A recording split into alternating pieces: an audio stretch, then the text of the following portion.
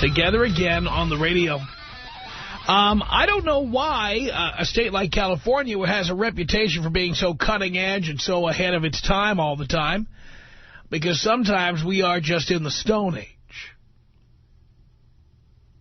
I mean, there is no doubt about it that you might as well have Fred Flintstone as the governor here, because that's how far behind we are.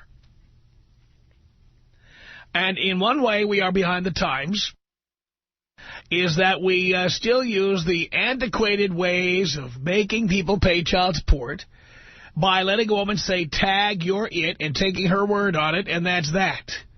And then giving a half-hearted attempt to find the real father. No, there's no attempt to find the real father. To find the guy she fingered as the father. And if they can't find him after, sending some letter out to some bogus address, that's it. We're going to find the guy. We're going to clamp down on his paycheck. We're going to take away his driver's license. We're going to come after him every possible way. It's tyranny. It's wrong. And I want anybody out there who is likely to contact a politician in the state of California to pay attention to what I'm about to present to you. Because in the state of Tennessee, a bill is being proposed that would require, do you hear me? Require DNA evidence before you can say that somebody's the father of a child. It would be required. Mandatory testing. Now, joining us is the man who is sponsoring this bill. He is Tennessee House Representative G.A. Hardaway. He's a Democrat, and he represents District 92, which is part of Shelby County, Midtown and inner city Memphis, and a bunch of other communities that, unless you live in the Memphis area, you haven't heard about. But I want you to hear about G.A. Hardaway and his bill, and he joins us right now. Representative Hardaway, thank you for joining us. Good afternoon. How are you? And to your listening audience. I am great, and thank you so much for taking this time to spend with us. What you are proposing is what I have been proposing in California for years, but of course we haven't done anything about it. Tell us the specifics of your bill. Well, this bill is pretty simple. We know that we've got nationally, the estimate ranges, but nationally the common accepted numbers say that 10 out of 100 fathers running around here thinking that their children are theirs are mistaken. That's the error rate on the paternity identification.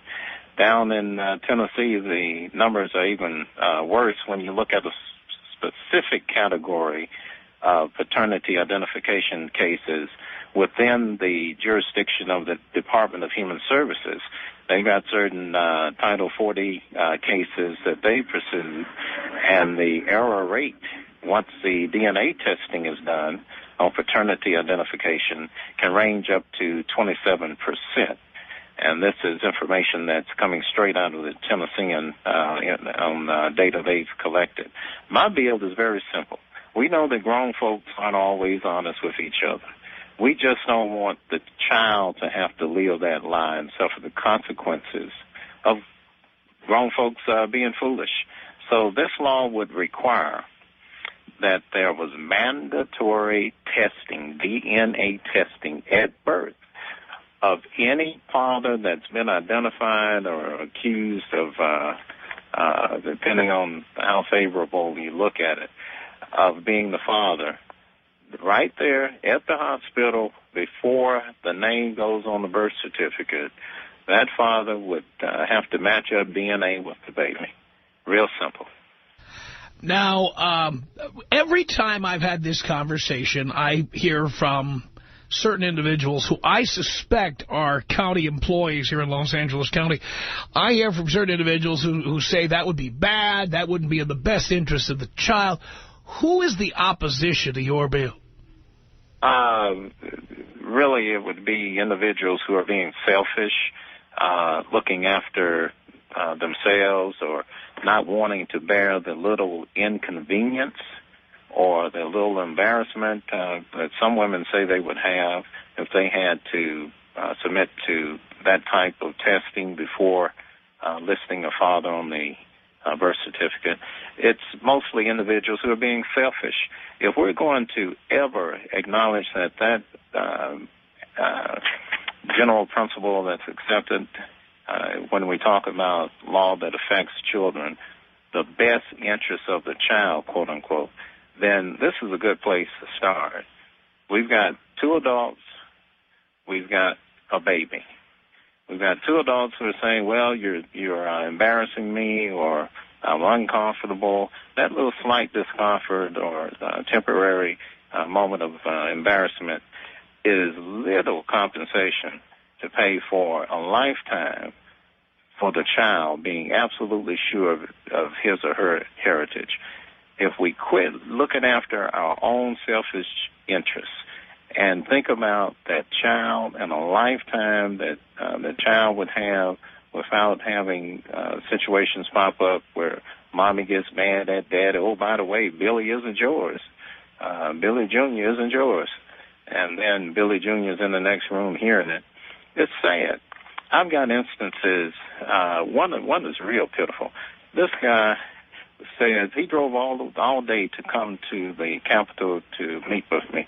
He says that his birth mother went into the hospital under a false identity, and that it was done so that she could make use of the insurance and then give up the baby to the mother whom she was impersonating. So from Jump Street, this guy's been living a lie, and he has absolutely no records to go back to start looking. If there had been a DNA test and the father, who was the husband of this woman, it was identified that he wasn't the true father, then, of course, the revelation would have also come up that this wasn't the true mother. So it can work in more than one situation. I've heard from second wives, I've heard from girlfriends, grandmothers, individuals all over the spectrum who are saying that, look, I'd like to have that certainty in my mind so that I know that nothing's going to pop up 10 years, 15 years down the road and it's going to emotionally traumatize the child. That's what this bill brings. And I've had women say, well, you're saying that all women are whores.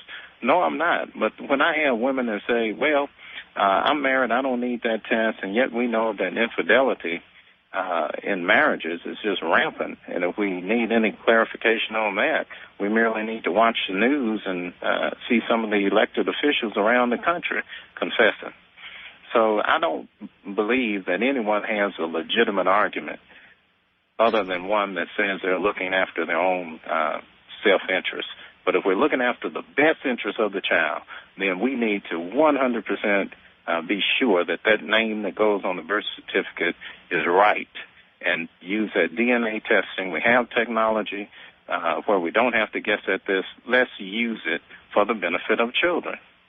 Our guest is sponsoring a bill in the state of Tennessee that would mandate DNA testing for every live birth. Is that every live birth or every live birth of a couple that is unmarried? My record would reflect every live birth, and that's so that we don't create two different classes of women where one is suspect and the other is not. Because it's sad, but we don't live in the kind of culture where marriage necessarily means monogamous.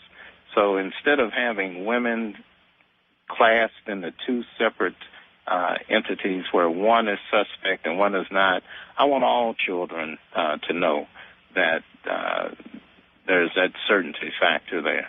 And we can be certain within 99.999%. So let's do that. Our guest is G.A. Hardaway. He is a Democratic representative of the Tennessee House and also the sponsor of this bill we're talking about here. Now, I can't speak for Tennessee, Representative Hardaway, but I can speak as a taxpayer in the state of California and in the county of Los Angeles. It's my belief that one of the primary reasons we do not have mandatory DNA testing is because in a state as big as this, there's a little fiefdom that has developed. There is a bureaucracy that has developed. People make their living chasing innocent people and taking their money and transferring their wealth to women who defraud. And there is a vested interest in keeping things the way they are. Do you see that all over the country? Do you see that, for example, where you are, or is it a different story? Oh, absolutely. You're right on track. Industry, which has sprung up around these custody issues, child support collection issues, all of these industries are fighting to keep this from happening because they know that their dollars are going to be short down the road if we have that kind of certainty now. And you've got this is just one segment of the legislation that I'm proposing over the next few years. We had, for instance, a couple of years ago, the parenting plan. Parenting plan is a piece of legislation that required both parents to sit down. This only applied to those who were divorcing initially, and now applies to all, whether you were married or not. But you sit down and you develop what's called a parenting plan. And the real trick here is that the initial language comes from each parent. So instead of a judge saying, look, I'm going to develop this court order and tell you how much time you're going to spend with your child, tell you who's going to pay for education, I'm going to tell you when the child is going to spend time in that house and who has the child on Christmas and all those personal things. Instead of the judge dictating it, then we have the two grown folks who had that baby sit down and work it out. Now, what this did was to establish the ability to communicate between the parents during an emotionally turbulent time. Usually what happens is when you're talking about separating or getting a divorce and you're arguing over everything material and you have that emotional strain on you, we have people who put the baby last, put the children last. The parenting plan says you got to put the child first. Once you work that out, you find that, yeah, I actually can talk to the other parent. That channel of communication is open, and it serves the child well going down the road. Now, what happened was the trial lawyers and the bar associations fought us on that because it took building hours away from them. If you don't have parents in court fighting all the time, then the lawyers make less money. And this is the same situation. Anytime we have a law that says that parents need to work things out and be efficient in the way that we approach disputes, then it takes money away from lawyers, it takes money away from these psychologists and so-called counselors and et cetera, and it keeps it in the pockets of the parents where it can be spent on the children and for the benefit of the family. Who supposedly come first, which is what politicians love to tell us, but then they do the exact opposite. And the other thing that bothers me is the fact that there are children walking around who don't know their own medical histories. They don't know that they could be prone to things like Tay-Sachs disease or sickle cell anemia or colon cancer or heart disease or any number of other problems that can develop in life.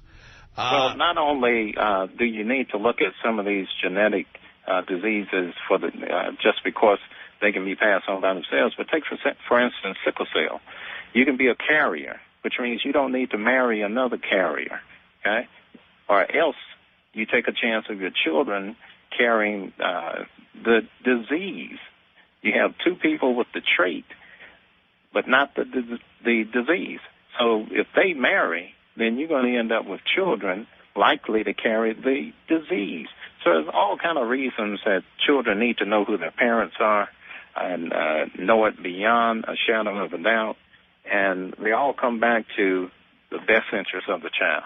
But parents are concerned right now because we know we're going to have, if the numbers hold up statistically, and you're going to have 10 times out of 100, you're going to have a lie being told, and then it's going to be revealed and the cover pulled off of it at the birth. It might straighten up some of these situations, and those numbers might go down.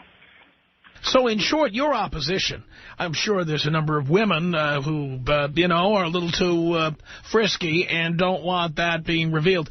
But as far as organized opposition is concerned, it's people who work for these county agencies that have been created to collect this money, and it's lawyers. That's who's opposed to it. Well, absolutely. And we've got probably one of your favorite groups, National Organization of Women, have decided that they want to come up here and lobby against it. Oh, of course they do. Oh, yeah, of course they do. We have a couple of people who want to talk to you, if you don't mind, Representative Hardaway, because a lot of people have comments or questions, but we'll just take a couple because I know you're short on time. Let me get Mel. Mel, you're on the Tom Leykis Show with Tennessee House Representative G.A. Hardaway. How you doing, Mr. Hardaway? Afternoon, you are my hero, sir. Next to Tom Leykis, you are my hero. Something like 21 years ago, a girl accused me of getting her pregnant. Turns out that she was a promiscuous woman who, a week prior, had sex with about 3 different people, including her boyfriend, and I found this after the fact. When the baby was born, I went to the hospital. I rolled up my sleeve, and I said, I want a DNA test, and I want it down. And she goes, no, you don't have to. I'm going to put down the father unknown, and I witnessed it. It was done that way, and about once a year for about 16 years, I kept going back and asking her, you sure? Because I didn't want to get tagged for back child support or anything like that. And to this day, thank God, hopefully I'm not the father. Well, and it's a shame that you had to put this kind of time in. And it's not that the child doesn't deserve a father, but the child deserves the right father.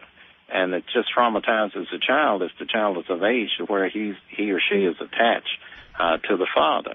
So it's just a shame that you're dragged through this mess. And one of the other problems that we have is that the laws are so fuzzy about this paternity fraud. When a woman knows that she's misled the father and outright lied and committed fraud, it's difficult to get laws in place that will address this without you jumping through a bunch of hoops and having an extremely high burden of proof.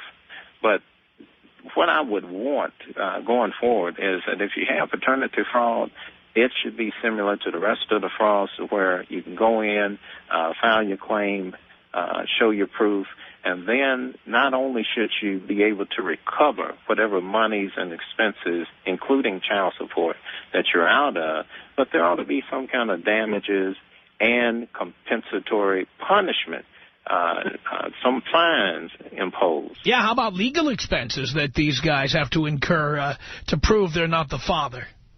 Yeah, well, it's a shame. You've got men who have to spend out tens of thousands of dollars to prove a fact, and then once it's proved that the fact is true, they're not able to go back and recoup not just their expenses, but the dollars that they put out under fraud.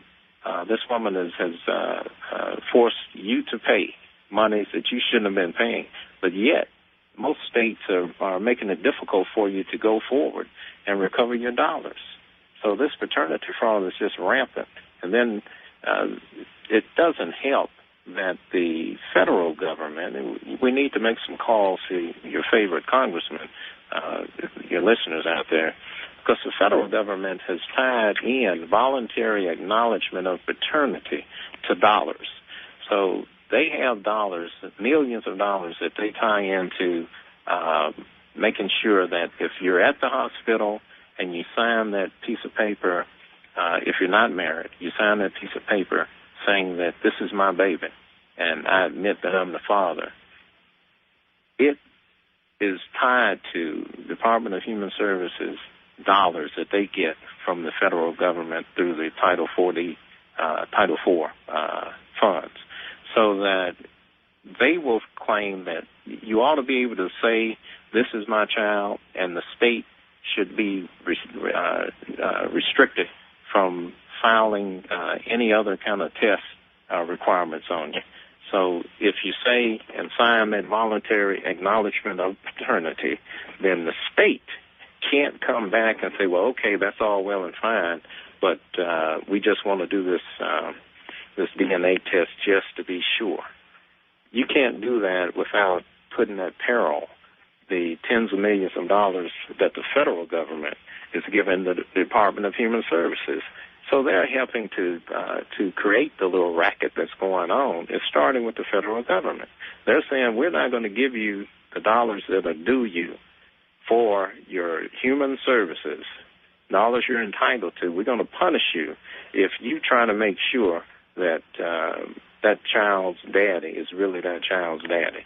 Outrageous. Outrageous. Let me get Lori in here. Lori, you're on with Tennessee Representative G.A. Hardaway. Hello. Hi, Mr. Hardaway. Hi, Tom. Afternoon, Lori. How are you? I love it. I love it. I wish everyone, I am a mother of two. My fiance and I have been together about 7 years. I wouldn't care in the slightest. Not only would it, it takes away that option for a woman to start acting crazy and immature in the future and, throwing around, maybe that's not even your kid. And it sounds dumb, but how many of us have heard of that really happening in real life? I think everybody. Messing around with paternity, that's not a game. It's not funny. I think it's great, not only for the benefit of the children, but, okay, so I'm white. My fiance's Hispanic. Our first daughter is brown. Our second daughter, white, blue eyes.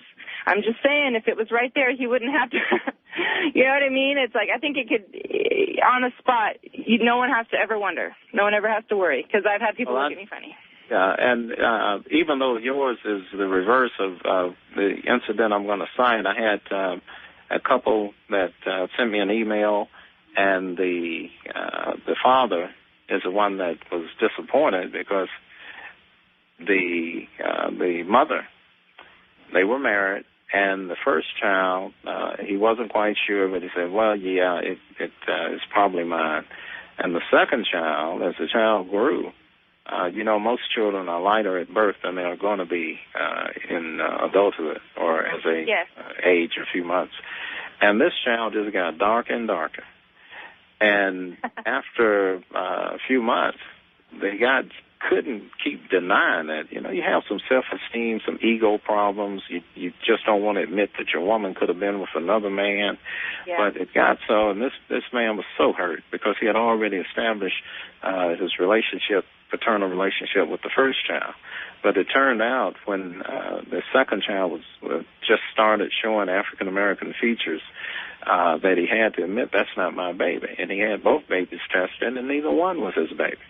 And yet, this woman was still of the mind that she could convince him, even though the evidence was there, DNA and the appearance of the child, she's still lying. Still lying. Oh, yeah, no, that's wrong. Child doesn't look like him. He's white, she's white. But he's a little African-American child. And the DNA tests are coming up, well, no, this is not the father.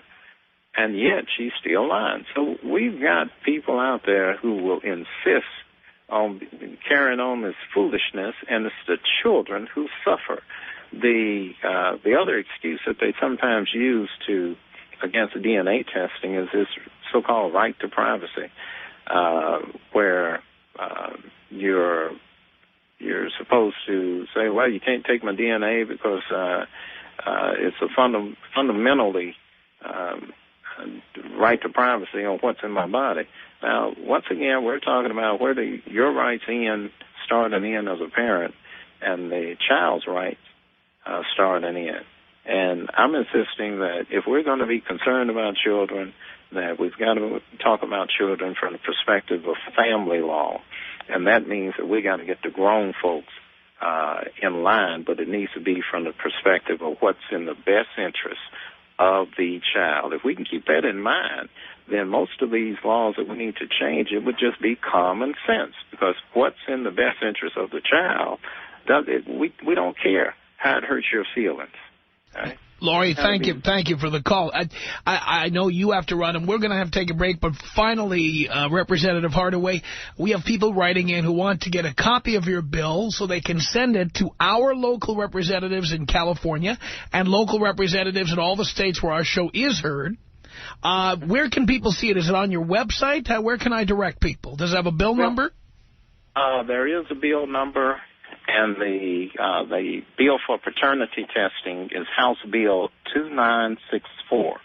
2964. That's the House Bill number. So it's HB 2964. Now, there's a second piece of legislation that speaks to the paternity testing before any child support issue is ordered. And that would catch some of the current lies that are going unchallenged out there. But the one for paternity testing at birth is House Bill 2964. Excellent. And if you just go on the government website and go to the House legislative part, then you'll be able to pull it up. And I would certainly welcome any opinions and observations that you have on the bill. And you can email me at rep.ga.hardaway, Hardaway, at legislature, legislature, state, state, .tn.us. Rather lengthy email address, but I'd be happy to get all of your input. Those of you who need more information, my dad's group, Dads of Tennessee, has a website, and they offer support for non-custodial parents, men who are custodial parents. Just a lot of information that could certainly help California as we try to go forward and develop a better world. Well, Representative Hardaway, you may have been the start of something here in California and in Texas and in the state of Washington and Oregon and many other places where our show is heard, Nevada. We're going to post your information on our website. You will hear from our listeners, and we will follow up with you to see how your bill is doing. You know, I appreciate the opportunity to discuss this, and once again, it's all about developing a better world for the children. Let's keep the children in mind. Thank you so much. Thank you very much. We really appreciate it. That is Tennessee House Representative G.A. Hardaway, Democrat. And we'll have all his information on our website, and you'll be able to check it out. Now, the question, of course, is why is it that other states aren't doing this? Where are all the politicians? Does anybody have the guts to step up to the plate and sponsor a bill like Representative Hardaway? Probably not. Your call's coming up. Leykis. 1-800-5800-TOM. 1-800-5800-866. Can you name 5 things women are good for? Yes, cooking, cleaning, ironing, packing my things when I leave town, preparing my documents for when I leave the country. It's the Tom Leykis Show. It's the Tom Leykis Show at 1-800-5800-TOM. All right. Somebody actually is trying to get a bill passed that would require DNA testing for every live birth, so these sluts and whores can't get into your wallets without stone-cold proof that you are the father of their kid. What do you think about this? 1-800-5800-TOM. We don't talk about politics on this show very often. But every now and then, something political is going on that affects the guys who listen to this show. And this is something... Why can't we do this in California? Why can't we do this in Texas? Why can't we do this in Washington? Why can't we do this in Oregon and Nevada? Why can't we do it? Makes no sense. 1-800-5800-TOM. That's our telephone number. This is Angelo on the Tom Leykis Show. Hello. Hello. Do we have him botted up? All right, we'll go look for him and say hi to Carly in Portland, Oregon, home of the other white meat. Hello. Hi, Dom. I completely agree with this. I'm married, and I don't have any kids, but, I would be willing to take a DNA test. I have 4 brothers who 2 have had to have paternity testing done and who have gone through, and it cost them hundreds of dollars to go through paternity testing and all this stuff. And I think it's ridiculous because, one of them ended up finding out that, it wasn't his kid, and, he had been basically raising it for 2.5 years. And then the other one, found out later, like right after the baby was born. But this girl swore up and down, both of these girls did, it's your kid, and one of them actually fell for it, and signed the birth certificate. And once you sign that birth certificate, you're kind of stuck. Everybody should refuse to sign that birth certificate until they've got DNA evidence. Everybody. I completely agree with you. And I would be a supporter of that here in Oregon. Because, I'm tired of, I have, with my 4 brothers, the crap that they've been through. And I'm like, there's no reason that if you have any doubt that you should not do it. Any doubt. Before you sign that. I think you should do it whether you've got doubt or not. You have no way of knowing. You have no way of knowing if she for 10 minutes one day. Exactly. Just kind of made a mistake. You have no way of knowing. Well, or went to a party and decided that she needed a drink, and, it was like, well, it was just one time. It only takes one time of stupidity, So I think I would very much lobby for that bill, and I'm gonna look it up and send it to my representative. Excellent. That's what I want everybody to do. And we're going to put that up on our website. We'll have all of the details. So you can send that link to everybody, your senator, your congressman, all your state legislators, city where you live, whatever. Definitely. But thank you, Tom. I'm an avid listener. Thank you, Carly. Now, here in Los Angeles, it's County of Los Angeles that is doing all this stupid enforcement activity. It is sexist. It is frequently a violation of your rights, basic property rights, the tyranny of your government taking money from you and apportioning it to itself beyond the taxes you already pay and to some broad who may not even be the mother of your child. I can't believe people aren't angrier about this. I can't. 1-800-5800-TOM. That's our telephone number. Joe on the Tom Leykis Show. Hello. Hi, Tom. Hi. I think what the government doesn't want to pay for all the welfare cases that they'd be paying for if the dads stop paying. Well, I'm sure they don't. And what I say to them is, here's the deal. I think there'd be a lot less out-of-wedlock births if these whores and sluts couldn't come back and say, he's the father, he's the father. If they didn't have that option available to them, how many of these kids would actually be born in the first place? Yeah, I think they'd be a little careful on their birth control if they knew that the dad's not going to be paying, and the state doesn't. That'd be a lot of money to pay the state. Right. Unbelievable. Right. Jeez. Sounds good. Hey, can you take me out Kobe style? Yes, I can. This is about us. She's so special to me. Yeah, it beats in my heart. Yeah, the air I breathe. She's so special to me. 1-800-5800-TOM. That's our telephone number. Here we go with Sarah in Portland, Oregon. Hello, Sarah. Hello, Tom. How are you? Doing great. I just say I'm the exception to the Portland rule. Really? We're not all fat here. Is that so? It is so. Most women in Oregon who are not fat, they move to other states. Yeah, well, I like Oregon. It's a beautiful state. It's true. There is a lot of fat people here, but I am not one of them. Yeah, well, that's good. I'm glad to hear it. Anyways, I just want to call and say I'm so glad that someone is finally doing this. It is about time that, men that aren't fathering children that should have to stop paying for it and have women have to prove the fact that the man they're saying is the father is the father. And this should be something that people try to get going all over the country.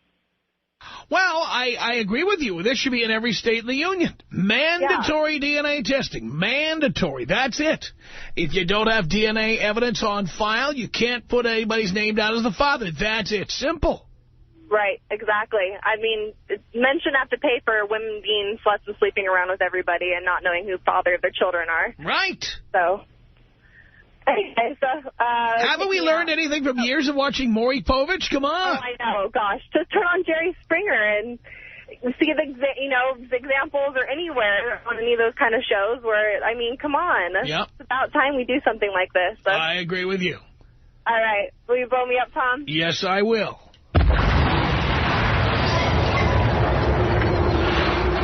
1-800-5800-TOM. That's our telephone number. Avi on the Tom Leykis Show. Hello.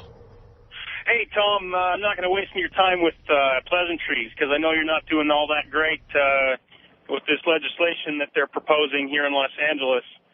Hey, you there? Yeah, well, they're not proposing any legislation. That's what I'm talking about. I misspoke. The enforcement that they're talking about here in Los Angeles. But what this Tennessee representative is proposing makes me so happy I almost want to move to Tennessee. But that's not going to happen because I like Los Angeles too much. But anyway, I am a libertarian and therefore believe in the fundamental right to privacy. But I think that the right to privacy ends with a child's need for information about medical history. Knowing 100% what your medical history is invaluable. And as a libertarian, you should also be concerned about the illegal, I believe, illegal, unconstitutional transfer of wealth from innocent people to sluts and whores. Tom Leykis. 1-800-5800-TOM. 1-800-5800-866. You know it, Tom. Man, you like the dopest cat on the radio. you get a hood pass from me, so anybody who comes to the hood, I got your back. Man. I love that. It's the Tom Leykis Show.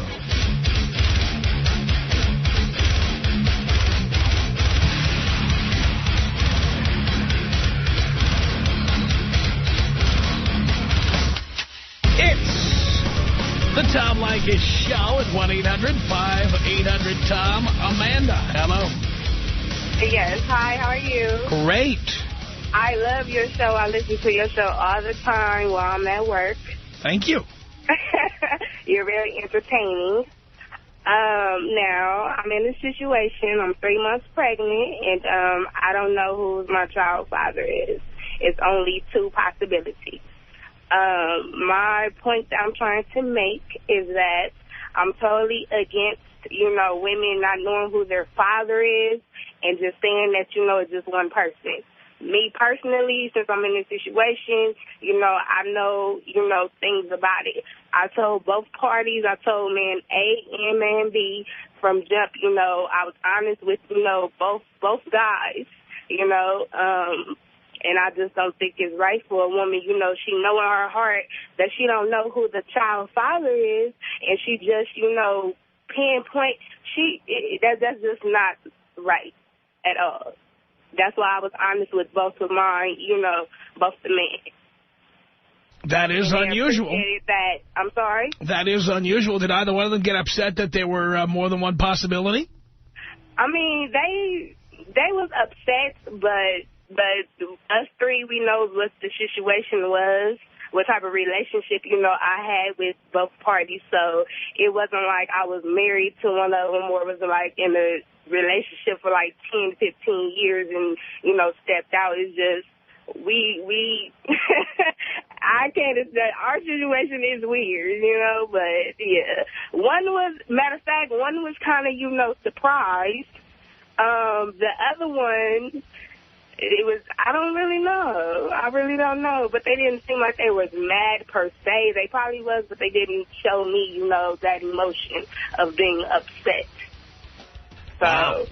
Wow. Well, good luck, Amanda. Unusual honesty from a female. My gosh. The Tom Leykis Show.